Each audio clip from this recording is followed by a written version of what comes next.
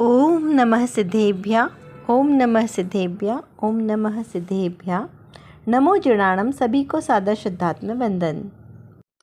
आज वैशाख कृष्ण सप्तमी का यह शुभ मंगल दिवस है। दो तिथियां एक होने से अलग अलग जगहों पर अलग अलग मान्यताएं, कहीं पर आज अष्टमी है, कहीं पर सप्तमी है। हिंदी माह में इस प्रकार से तिथियों में आगे पीछे हो जाता है। तो चलिए, आज जो संदेश हमें प्राप्त हुआ है वह श्री समाधि तंत्र ग्रंथ के आधार से, जो आचार्य पूज्यपाद देव द्वारा विरचित 105 गाथाओं के छोटे से ग्रंथ में गागर में सागर भरा हुआ यह ग्रंथ है।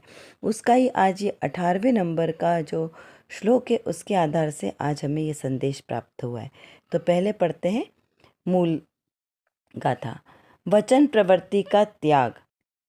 यन्मया दृश्यते रूपं तन्न जानाति सर्वथा, जानन्नं दृश्यते रूपं ततः केन ब्रीवीयमहम्।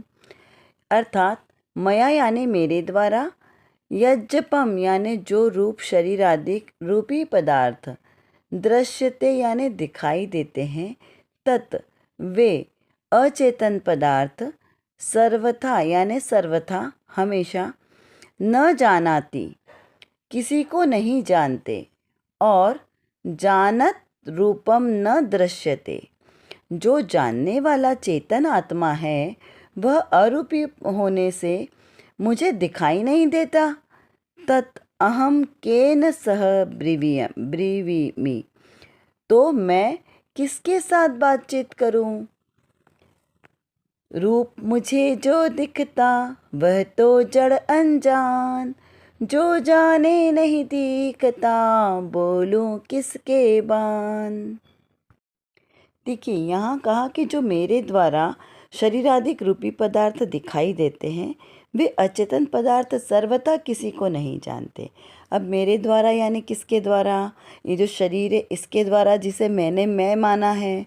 नहीं, मैं यानी आत्मा, और आत्मा यानी ज्ञान। तो ज्ञान के द्वारा जो रूपी पदार्थ दिखाई देता है, आँखों से रूपी पदार्थ दिखाई नहीं देता है। आँख तो मात्र इंद्रियों के चिन्ह है जो जानने में निमित्त करते हैं। देखने वाला तो ज्ञान है। यदि ज्ञान नहीं होगा तो आँखें कैसे देखेगी? चलो, मुर्दे की भी आँखें हैं तो क्या उसे वो देख सकता है? या जो अशक्य है, जिसका रेटिना आदि सब गड़बड़ है, बराबर नहीं है, तो क्या उसको दिखता है? उसके पास भी आँखें हैं तो वो नहीं देख सकता ना। तो यहाँ पर ये जो आँखें हैं ये देखने में समर्थ नहीं है। देखने वाला तो एकमात्र मेरा ज्ञान चक्षु है, उसके द्वारा देखा जाता है। तो कहा कि जो ऐसा मेरा ज्ञान चक्षु है वो इन शरीर आदि रूपी पदार्थ को तो दिखाई देता है, लेकिन मेरे अचेतन पदार्थ सर्वथा किसी को नहीं जानते। ये अचेतन पदार्थ जो दिखते हैं ये एक दूसरे को भी जानते पहचानते क्या? नहीं, ये आपस में एक दूसरे को नहीं जानते। आँख कान को नहीं जानती, कान आँख को नहीं जानता, आँख नाक को नहीं जानती, नाक हाथ को नहीं जानता। ये आपस में भी एक दूसरे को नहीं जानते। एक आँख दूसरे की आँख को भी नहीं जानती। क्यों? क्योंकि उनमें जानने की शक्ति नहीं है ना, वो तो अचेतन पदार्थ हैं। और जो इस आँखों से जो भी पदार्थ दिखाई देते हैं, क्या क्या दिखाई देता है हमें? घर, मकान, पंखा, एसी, कूलर, रोड, गार्डन, ये सारी चीज़ें हमें जो जो भी दिखाई देती है प्राकृतिक, ये सब भी क्या एक दूसरे को जानती है? नहीं। ये क्या ये मुझे जानती है? नहीं। ये हम चलो घूमने जाते हैं कि हम घर में बहुत बोर हो गए, चलो चेंज के लिए कहीं घूमने जाते हैं, तो क्या वो सारे दृश्य जो हम देखने जाते हैं वो हमें जानते हैं? नहीं जानते। क्यों? क्योंकि वो अजीब है, एक इंद्रिय है, वो हमें नहीं जानते। कुछ चीज़ें उसमें जीव हैं और कुछ अजीब हैं, लेकिन वो दोनों भी हमारे जीव हो चाहे अजीब हो, चेतन हो चाहे अचेतन हो, दोनों ही पदार्थ हमें नहीं जानते। तो फिर जब कोई हमें और जो जानता है वो मुझे दिखाई नहीं देता। क्यों? क्योंकि वो अरूपी है ना। मुझे कौन जानता है? मेरा ज्ञान स्वभाव जो मुझे जानता है, तो वो मुझे दिखाई नहीं देता कि मेरा ज्ञान स्वभाव कहाँ है। तो यहाँ पे कहा कि जो जानने वाला चेतन आत्मा है वह अरूपी होने से मुझे दिखाई नहीं देता। मैं आत्मा, तो मुझे मेरा आत्मा दिखाई नहीं देता। और मुझे किसी और का आत्मा भी दिखाई नहीं देता। जैसे लौकिक में तो हम क्या करते हैं, एक फ्रेंड्स दूसरी फ्रेंड्स मिली, हम उससे बात करने लगते हैं, है ना। तो जो दो आपस में अरूपी अरूपी पदार्थ मिले और ज्ञान ने दूसरे ज्ञान को जाना कि ये भी जीव वस्तु है, जीव द्रव्य है, तो हम उससे बात करने लगते हैं, ठीक है ना। अचेतनों से तो बात नहीं करते। चेतन द्रव्य को एक चेतन द्रव्य दूसरे चेतन द्रव्य को जानता है और पहचानता है अपने ज्ञान चक्षु से, तो वहाँ उससे वो वार्तालाप करने लगता है, धर्म चर्चा करने लगता है, धर्म श्रवण करने लगता है। क्यों? क्योंकि ज्ञान से जाना ना। लेकिन वो जो जो जिससे हम बात कर रहे हैं, हमें जो दिखाई दे रहा है वो तो उसका रूपी पदार्थ दिखाई दे रहा है। उसका ज्ञान तो हमें दिखने में नहीं आ रहा, जानने में आ रहा है, लेकिन दिखाई नहीं दे रहा है। तो जब दिखाई नहीं दे रहा है तो हम उस पर्टिकुलर जो जीव द्रव्य उससे बात कैसे करें, ये यहाँ पर शिष्य का प्रश्न है कि हम उसे किस तरीके से बात करें।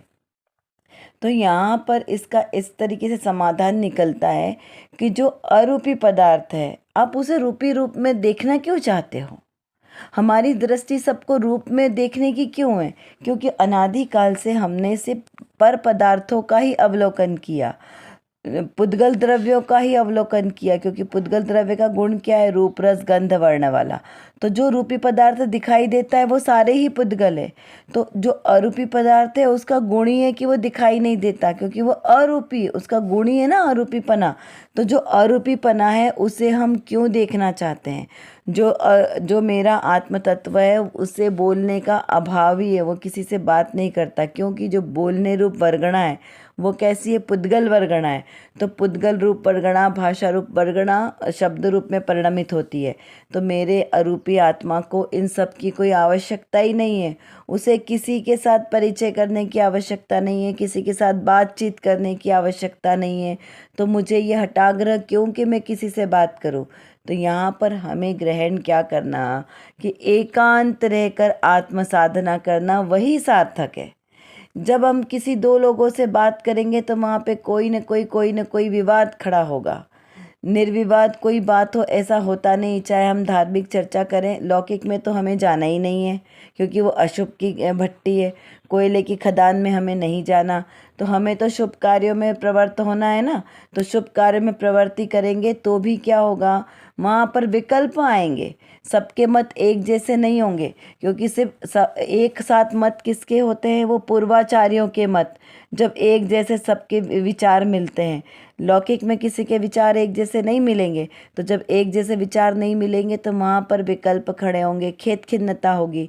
तो इससे अच्छा है कि एकाकी आत्म साधना, क्योंकि एकाकी आत्म साधना करने से विकल्प नहीं आएंगे, मन आपका अडिग रहेगा। हाँ, यदि आपको स्थिरता नहीं बनती है तो आप उस समय समूह में साधना करो। क्यों समूह में साधना क्यों करनी चाहिए? क्योंकि यदि किसी के परिणाम बिगड़ रहे होंगे तो दूसरा उसको स्थितिकरण कर सकता है। यदि आपने एकाकी करने लगे और आपके परिणाम बिगड़ गए तो फिर आपको कोई संभालने वाला नहीं रहेगा। तो पहले स्वयं की तैयारी पूरी कर लो, पहले अच्छे से अपने ज्ञान को परिशुद्ध कर लो, भेद ज्ञान की कला सीख लो, उसके बाद एकाकी साधना करो। जब तक आपसे एकाकी साधना की तैयारी पूरी नहीं होती तब तक आप समूह में चर्चा, साधर्मियों के साथ चर्चा वार्ता करके अपने स्वभाव को स्थिर करने का प्रयास करो। क्योंकि अभी आपका मन कैसा है? अस्थिर है ना, क्योंकि उसको दृढ़ता नहीं है, श्रद्धान पूरा नहीं है। तो उसको पहले स्थिर करने का प्रयास करो, और जब वो स्थिर हो जाए फिर आप एकाकी साधना करो। तो एकाकी साधना ही आपकी उत्कृष्ट साधना होगी। इस प्रकार यहाँ आज के इस संदेश का आशय निकलता है। चलिए अब देखते हैं आज की रत्न कणिका में कौन सी विशेष बात आई है। ये भी समय सार जी के कलश 69 के आधार से यहाँ पर ये विषय लिया गया है। इसमें प्रश्न किया है कि नियम सार आवश्यक अधिकार में कहा है कि एक रूप वस्तु में 3 प्रकार के आना वह व्यभिचार है। तो क्या हमारे गुण, द्रव्य गुण पर्याय के बारे में विचार नहीं करना? क्या कहा? 3 प्रकार की बातों का आना व्यभिचार है। तो क्या द्रव्य गुण पर्याय के बारे में विचार नहीं करना? इस प्रकार से प्रश्न किया है, क्योंकि वो भी तो 3 रूप हुआ ना। तो यहाँ पर कहा यह विकल्प आता है वह तो दुख है, ऐसा कहना चाहते हैं। तो मुमुक्षु ने फिर से प्रश्न किया, तो क्या काम करना है फिर? तो उसके उत्तर स्वरूप कहा कि द्रव्य के स्वभाव की दृष्टि करना, एक रूप सत्व का अनुभव करना, ना 3 प्रकार के विचार करने में भी विकल्प आकुलता है। देखिए, 3 प्रकार के विचार करना यानी विकल्प है भेद रूप विवक्षा। तो भेद रूप विवक्षा में क्या हुआ, आपने द्रव्य से जाना, गुणों को जाना, पर्याय को जाना। अब पर्याय तो अनंत है, गुण भी अनंत है, तो उसको आपको अनंत अनंत को जानेंगे तो भेद रूप जानने में विकल्प है ना। ऐसे ही यदि आपको मोक्ष मार्ग में रत्नत्रय की प्राप्ति करना है तो उसमें सम्यक दर्शन, ज्ञान, चारित्राणी, मोक्ष मार्गा, इन तीनों की एकता से मोक्ष मार्ग होता है। यदि हमने सम्यक दर्शन के स्वरूप को अलग से जाना, उसके भेदों को जाना, उसके दोषों को जाना, अतिचारों को जाना, फिर हमने सम्यक ज्ञान के अंगों को जाना, उसके दोषों को जाना, गुण को जाना, दोष को जाना, सम्यक चारित्र के गुण दोष जाने, क्योंकि सबके भेद प्रभेद अलग अलग है ना, तो ये विकल्प है। तो कहा पहली निचली भूमिका में आपने भेद रूप से जाना ज्ञान के लिए, लेकिन जब जान लिया फिर अभेद रूप से उसकी दृष्टि होती है। अभेद दृष्टि सो द्रव्य दृष्टि, भेद दृष्टि सो पर्याय दृष्टि, और पर्याय दृष्टि से कार्य नहीं होता, अभेद दृष्टि से कार्य सिद्ध होता है। तो जब आपको दृष्टि रखनी है तो आपको अभेद रूप से दृष्टि रखनी है। अभेद दृष्टि एकमात्र जीव द्रव्य पे। तो वो जीव द्रव्य कैसा है, वो द्रव्य गुण पर्याय सहित ही है, उसमें कोई अलग अलग भेद नहीं है, उसी में द्रव्य, उसी में गुण, उसी में पर्याय सब कुछ समाहित है। तो हमें दृष्टि एकमात्र जीव द्रव्य पर रखनी है। सम्यक दर्शन, ज्ञान, चारित्र एक साथ होता है रत्नत्रय में, तो एक साथ उस शुद्ध आत्मा में विराजमान है, उसमें ही सम्यक दर्शन है, ज्ञान और चारित्र है, क्योंकि परिपूर्णता है ना उसमें। तो उस परिपूर्णता का विचार करना है, तो वहाँ पे अभेद दृष्टि होगी तब कार्य सिद्ध होगा। इस प्रकार यहाँ पर हमें इसको समझना पड़ेगा। देखिए, जैसे हम लौकिक में सूर्य को देखते हैं तो सूर्य में 7 रंग है ना, तो जब हम सूर्य की किरणों को देखते हैं तो क्या वो हमें अलग अलग ऐसे 7 रंग दिखाई देते हैं? एक ही रंग दिखाई देता है ना, सिर्फ एक गोल्डन चमकता हुआ। लेकिन जब हम उसको बहुत बारीकी से देखते हैं तो तब हमें उसमें 7 अलग अलग रंग दिखाई देते हैं, लेकिन सामान्य रूप से देखने में हमें वो एक ही दिखाई देता है। तो ऐसे ही हमें सामान्य रूप से द्रव्य स्वभाव को दृष्टिगत करना है, तो हमें वहाँ पे भेद नहीं दिखाई देगा। तो यहाँ नियम सार में भी जो बात कही है वह एक रूप वस्तु में 3 प्रकार के से आना वह व्यभिचार कहा है। तो यह पर्याय दृष्टि से देखने को व्यभिचार कहा है, क्योंकि जब दृष्टि आत्मदृष्टि पर नहीं रहेगी और पर्याय दृष्टि करेगी तो वह व्यभिचार है। क्योंकि व्यभिचार किसको कहा कि जब कोई पत्नी अपने पति के साथ ना रहकर पर पुरुष का सत्संग करे तो वह व्यभिचार है। तो ऐसे ही जो मेरा द्रव्य स्वभाव है अपने आत्मा के आश्रय से रहे तो वह सही है, और यदि वह अपने आत्मा के आश्रय से नहीं रहे तो वह व्यभिचार है। ऐसे ही आत्मा और नपुंसक भी इसी तरीके से कहा है कि जो अपने आत्म स्वभाव में रहे सो आत्मा, पुरुष रूप आत्मा, और जब आत्मा अपने आत्म स्वभाव में नहीं रहे और पर द्रव्यों में जाए तो वह नपुंसक कहलाता है। तो इस प्रकार यहाँ पर तीनों की एकता को हमें दृष्टिगत करना है, तभी हमारा मोक्ष मार्ग सिद्ध होगा। एकता जो द्रव्य दृष्टि सो जिनेश्वर दृष्टि, पर्याय दृष्टि सो व्यवहार दृष्टि। तो इस प्रकार से हमें इन आज के संदेश का आशय है। अब इस संदेश को थोड़ा सा हम और बारीकी से विचार चिंतन करें, जिससे हमारी भी भेद ज्ञान की कला और निखरे। देखिए, जितना भेद ज्ञान करेंगे ना उतना ही हमारा विषय क्लियर होगा। तो निश्चय तो एक बार होता है, विषय का निश्चय एक बार होता है, लेकिन भेद ज्ञान निरंतर होता है। एक बार निश्चय हो गया कि मैं द्रव्य स्वभाव आत्मा हूँ, मैं जीव द्रव्य हूँ, मुझ में ज्ञान, दर्शन, चेतनादिक अनंत गुण विराजमान हैं, तो ऐसा मैं अनंत शक्तियों का संग्रहालय, तंकोट किरण, ध्रुव तत्व हूँ। अब ऐसा मैं ध्रुव तत्व हूँ, पर्याय वाला मैं नहीं हूँ, मैं मात्र जानने देखने वाला हूँ।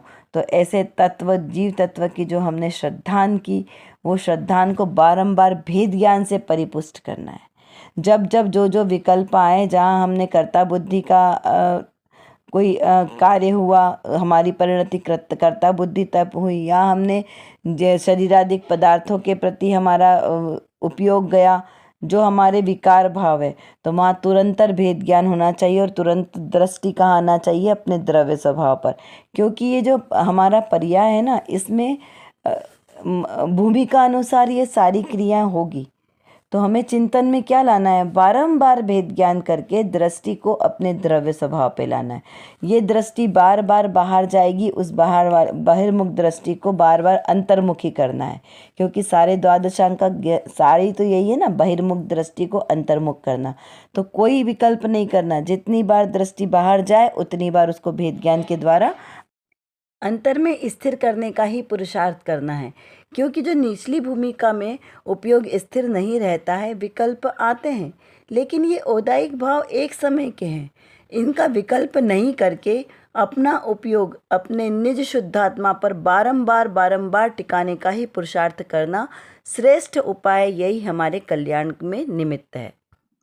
कर विचार तो पाम, हम जितना विचार करेंगे उतना ही हमारा विषय क्लियर होगा। क्योंकि हमारे पास समय की कमी है और जानना बहुत ज़्यादा है। और किसको जानना है, अपने ही ज्ञायक स्वभाव को जानना है। तो जब तक हम अपने इस ज्ञायक स्वभाव को नहीं जानेंगे, तब तक हमारा कोई भी कार्य सिद्ध नहीं हो सकता। तो एकमात्र जो मेरे अंदर, मतलब मेरे आत्म स्वभाव में जो ज्ञान नाम का विशेष गुण है, इस गुण को एकमात्र अपने ज्ञायक स्वभाव को जानने में लगाएं, तो निर्विकल्प दशा की प्राप्ति होगी। और इस निर्विकल्प दशा के ही आश्रय से हमें शाश्वत सुख की प्राप्ति होगी। तो वो शाश्वत सुख हमें प्राप्त हो, इसीलिए पुरुषार्थ करना आवश्यक है। उसके लिए व्यवहार से तो सच्चे वीतरागी देवशास्त्र गुरु का आश्रय लेना योग्य है, और निश्चय नय से मेरी निज शुद्धात्मा का आश्रय लेना ही सर्वश्रेष्ठ उपाय है। अभी के लिए बस इतना ही। विशेष चर्चा हम आगे की कक्षाओं में करेंगे। तब तक हम अपने आत्मस्वरूप को जानें, पहचानें और उसी में लीन रहें। इसी विशेष मंगल भावना के साथ आप सभी को सादर जय जिनेंद्र।